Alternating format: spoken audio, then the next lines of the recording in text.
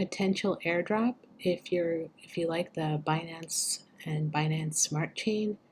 They're going to be offering domains through trust domains, and if you go to Twitter, you can see here trust domains, and they're talking about we got 7K domains registered this week. See, these are money.bnb, happiness.bnb.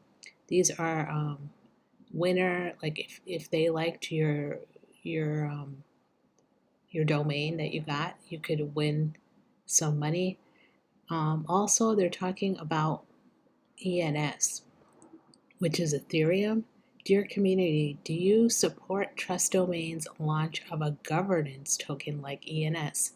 So when ENS launched theirs, they gave people an airdrop, which was worth a lot.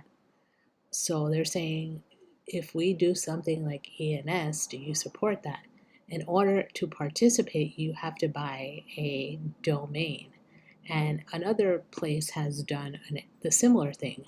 And if you go here to Finance After 40, he actually has videos about lists of places that might do the same thing. And you can see people are talking about it, the trust domain airdrop. They're basically kind of hinting at a lot of these places don't really tell you. Some of them do tell you straight out, and some of them tell you later that, but they kind of hint at it. It's kind of like MetaMask hinted at maybe doing a coin. So when they do a coin, a lot of times they do an airdrop if you are participating. So if you want to try to participate in this potential airdrop, you can go to Trust Domains, which is app.trustdomains.org, and up here you search, for your you're going to have to connect your wallet.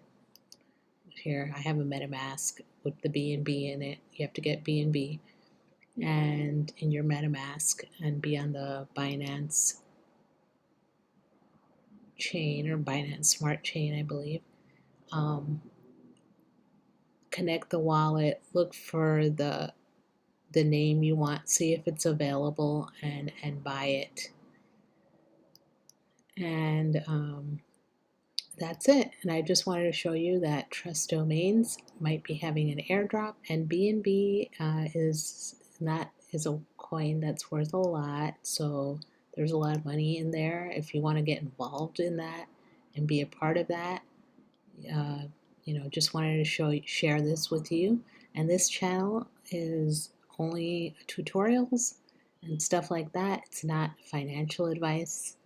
I'm not a financial advisor because in the US, to be a financial advisor, you have to be licensed and you have to disclose your financial holdings to, officials that rule over those things.